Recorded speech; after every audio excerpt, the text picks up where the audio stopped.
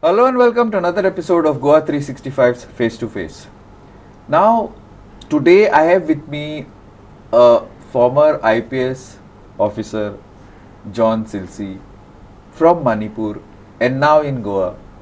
A celebrity of sorts, writer, thinker, and a lot of. John, welcome to our show. Thank you so much. John, you have written a new book. As this, you were just telling me that you've written a new book on Manipur and on various, on Afspa and all that. Like, what made you actually go in for that? I would like to start with that because that is the latest, and then we'll go into more details. Yeah. So first of all, thank you so much for having me for this discussion. And as we begin the discussion, I would like to formally give you this book, the book that you are talking about. Yeah. I want to present it to you formally. This is Armed Forces Special Manipur's experience with Armed Forces Special Power Act. It has been just released on 23rd of June. Okay. And wow, thanks a lot, John. This is a copy for you. Yeah, because not many people know about what's exactly happening for people in Goa and in this area. It's quite far away. But before we get into that, what made you write this book? What was the reason? What was the reason behind you going into this? Writing about this, especially with Afspa being discussed a lot. Yeah. In the country.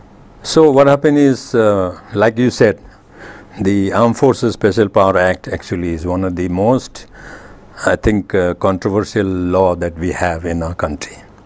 And it was enacted in 1958. When it first came, it was not Armed Forces Special Power Act. It was Armed Forces within bracket Assam and Manipur Special Power Act. Because in those days, in the 50s, Manipur and Nagaland, all these were under Assam. So the act was named Manipur and Assam and Manipur those days. Now, what happened is, as you know, over a period of time, this act became very controversial for the simple reason that it was giving too much of powers to the forces.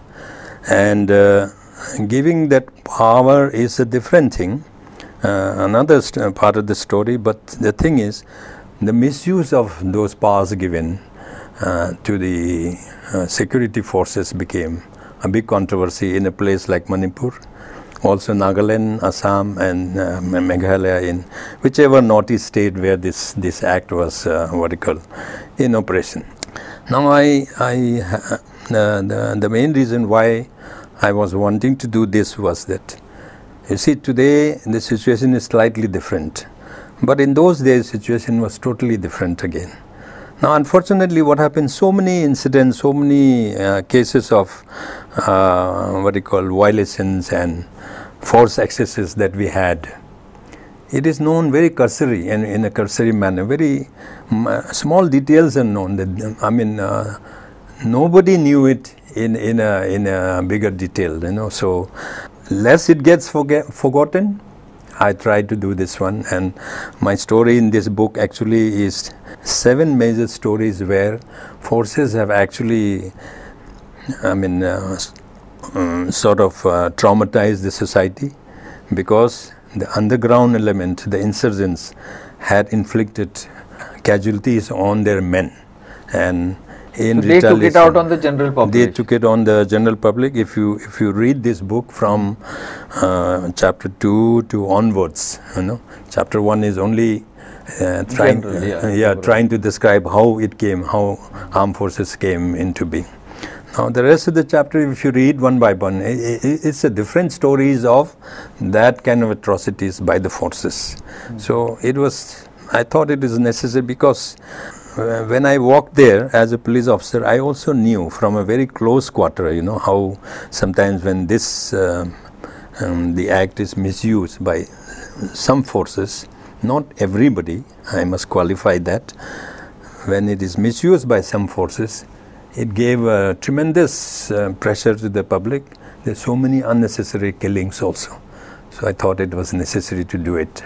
Also, what would probably do is it would strengthen the people who are basically trying to create trouble in India, right? Because it would the sympathies of the people could possibly change because of the excesses.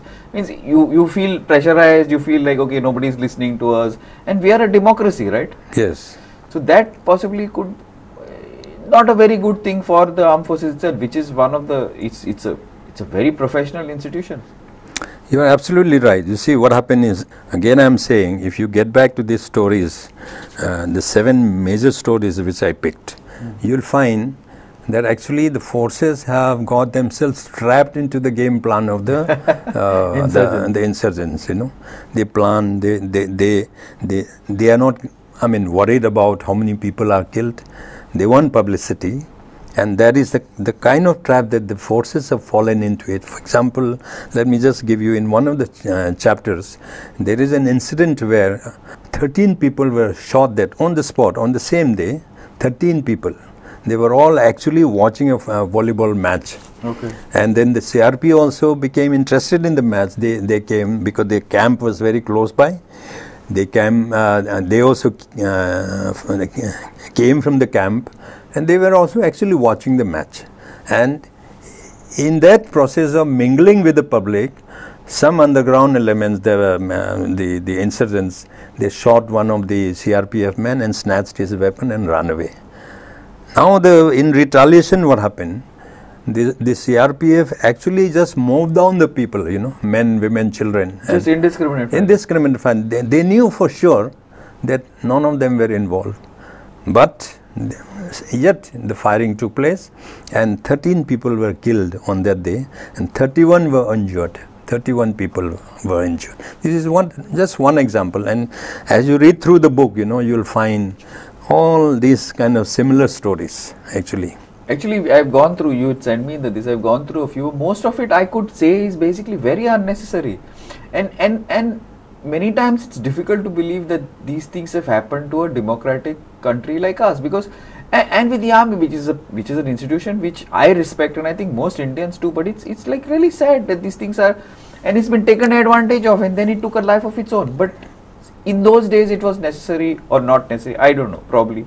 But today, what is the scene? What is Manipur? What is Manipur like? Is it still happening? Is it a problem? Because integration is there. A lot of people are. What is it? Because it's a very beautiful place, the Seven Sisters, as they call it. Very, very beautiful. Not much is known about that area, at least down west and south. What is it? Give us a small sort of a background. No, small. Yeah, actually, you know, actually, as far as the act is concerned, it has been contested at several levels that, you know, I don't need to explain. You are aware of that nationally, also internationally, what's happening. But fact of the matter is, let me clarify one thing. Actually, the horrific stories that I am covering in this book, which I have covered in this book actually, is very unfortunate in a sense, like you have correctly pointed out. It is actually alienating the people further. Yes, exactly. The main purpose of this act, actually, the stated objective of this act in 1958, when it was introduced in the parliament, the then Home Minister, Mr. G.B. Pant, he said, this is to fight hostile elements for some time. But then now, just imagine from 1970, Manipur is still under Armed Forces Special Power Act. And in that process, whatever is written here in this book is one thing. But there are also, let me also tell you one thing, under certain leaders, army leaders, CRPF or BSF leaders, the men, the officer has controlled their men. During their period, there were no unnecessary killings.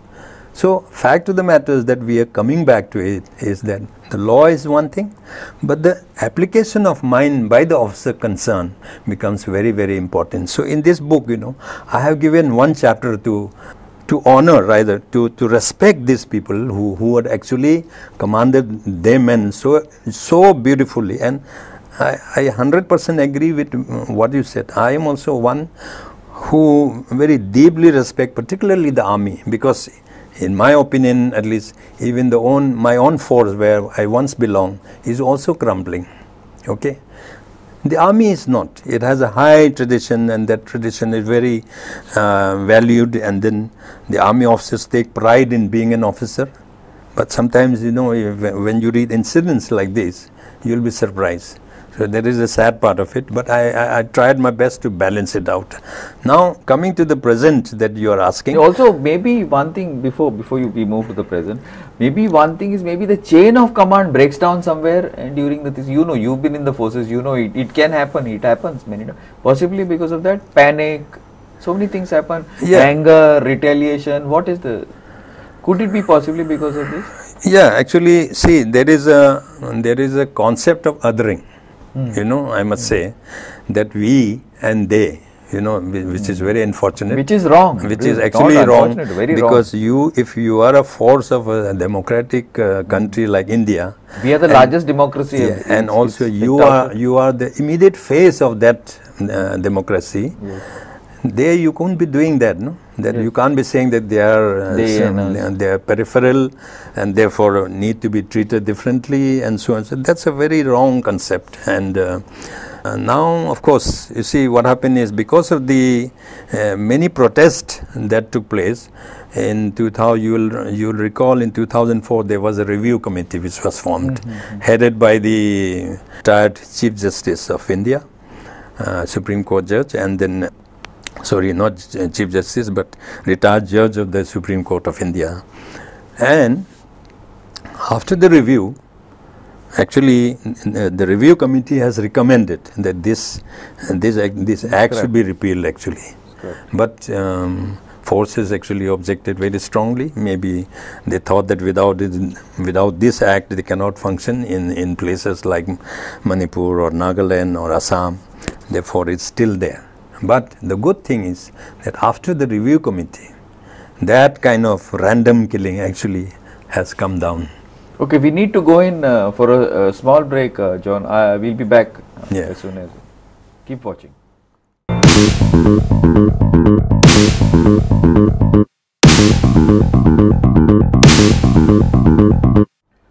Welcome back. Yeah, John, as you were saying, after the review committee, things have changed. Also, one thing, the army has also started reviewing and taking action against, probably a message has gone down from this, that like, okay boss, these guys are like, we are all Indians, we are one nation. So is it possibly because of that also? No, let me be very honest, you know, and because I had worked in Kashmir also, I know the situation. In Kashmir also they have the Afspa problem is a big issue over there. And let me tell you very honestly, on the top, you know, at the top level, the army actually is also very serious, as far as I know. Only thing is sometimes they are unable to control people who are on the field, because the people who are in the field are the one who are facing the music and therefore also the fire. So sometimes they exceeded, you know, beyond what they are supposed to, they exceed. Now the thing is, in the process of that kind of thing happening, what leads to this perpetuation is that even the higher bosses are listening to the officers who are on the field, you know, and then one more thing, let me tell you very frankly, no unit or no army organization would like their organization to be defamed, saying that they did a wrong thing. So they keep on, you know, fighting for it and trying to protect. Yeah, protect. Trying to defend the indefensible. I must say, there are so many cases which was going on in High Court, Supreme Court, and some of the rulings by the Supreme Court I have included in this book. You know, there is a reality. It's gone against the army. It's gone against the army. It has gone against the army, and I think, to my mind, right now, as of now, after 2004, there's a realization. So the act continues to be there, but at least in my state of Manipur and few other states like in the northeast, the level of atrocities or excesses which is written in this book is not there now. Okay. Now tell us, what is the, just before the break we were talking, what is the situation in Manipur today? Because it's a very beautiful state. And along with the others, Assam maybe it's like changed a little bit today, but the other states, Meghalaya, Mizoram, Manipur, very beautiful. What's the scene today? Well, see, Mizoram is the most peaceful state of the entire Northeast now, because there is no problem. Okay. Yeah. Manipur, you know. But Manipur is not an extremist problem. Manipur is an internal issue. No. Right now, what is happening is not an extremist problem. No.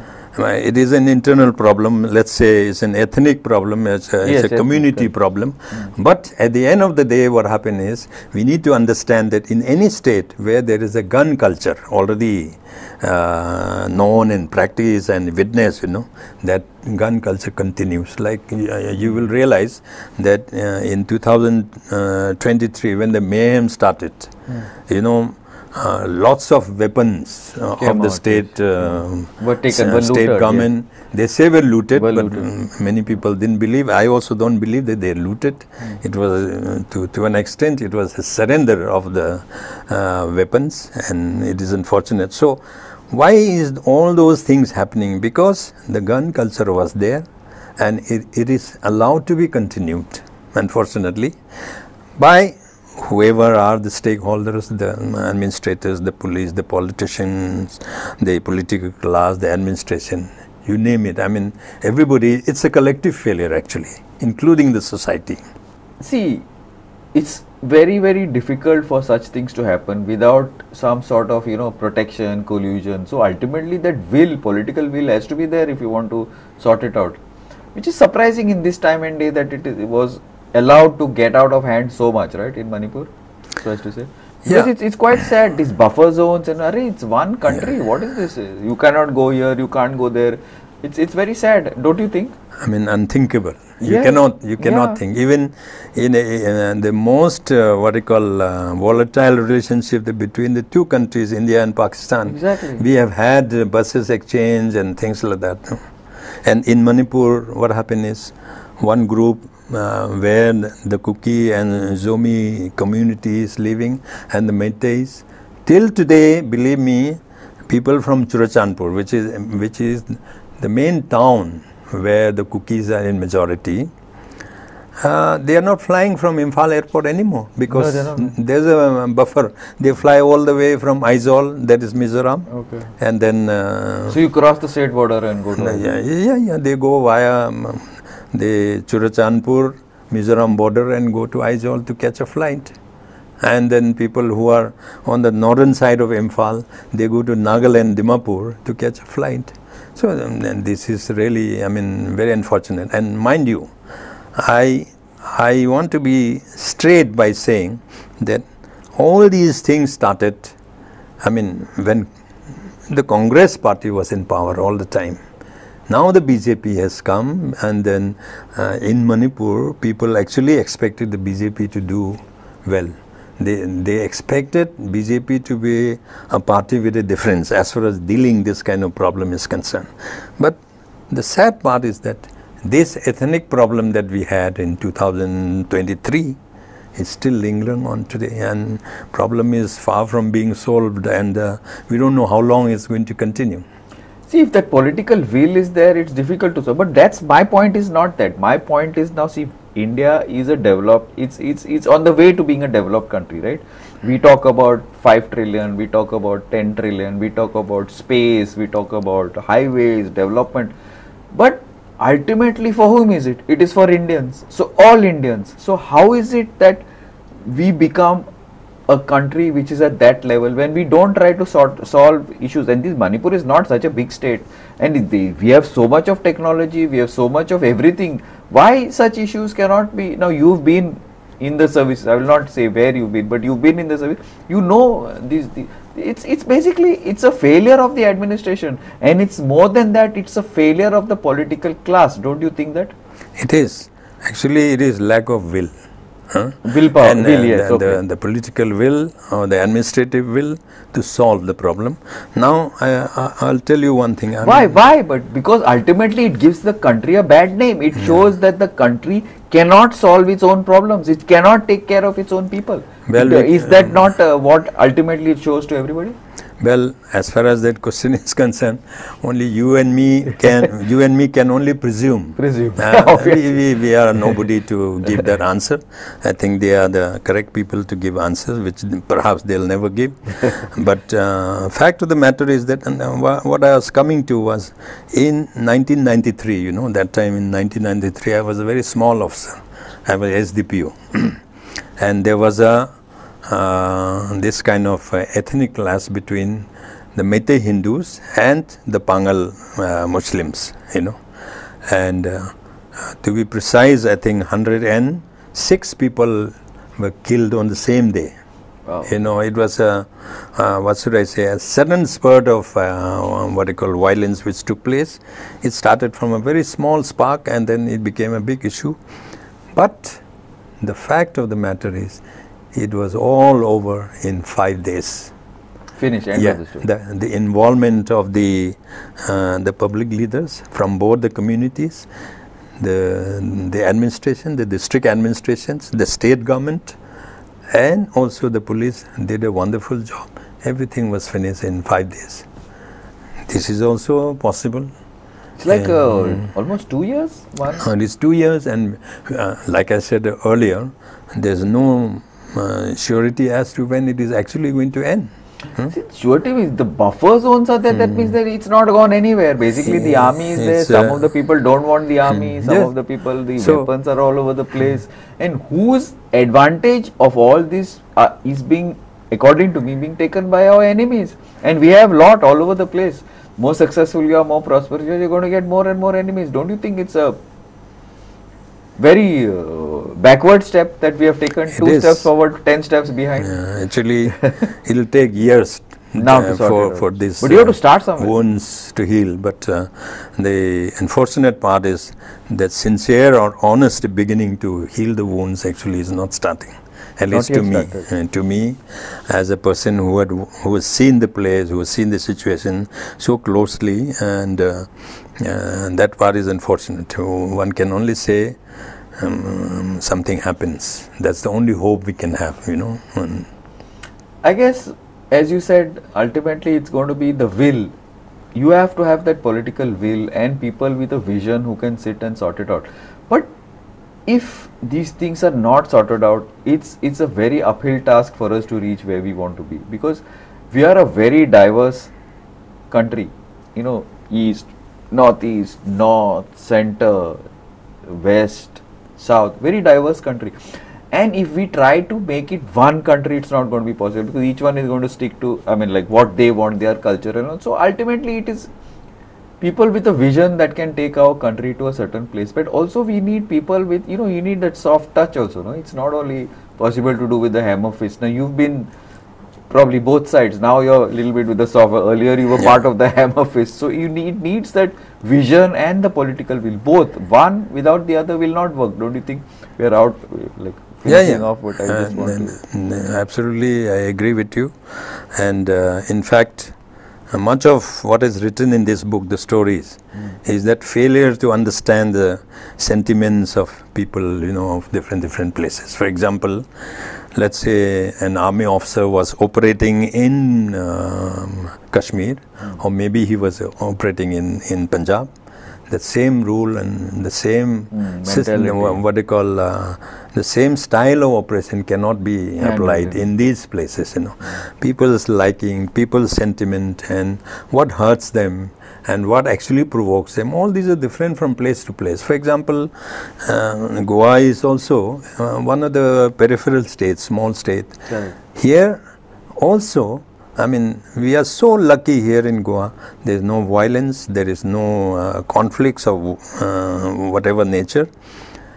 But thing is, sometimes I also see that recognition of that small town mentality of our people by the people who come from outside the bigger states, bigger towns, you know, this actually is missing. It's missing. So we can see it very clearly. That's why the clashes are there now. Yeah, I feel that sometimes we need to be careful. And we need to be a little bit careful. And understanding these sentiments, particularly for people like us in the government.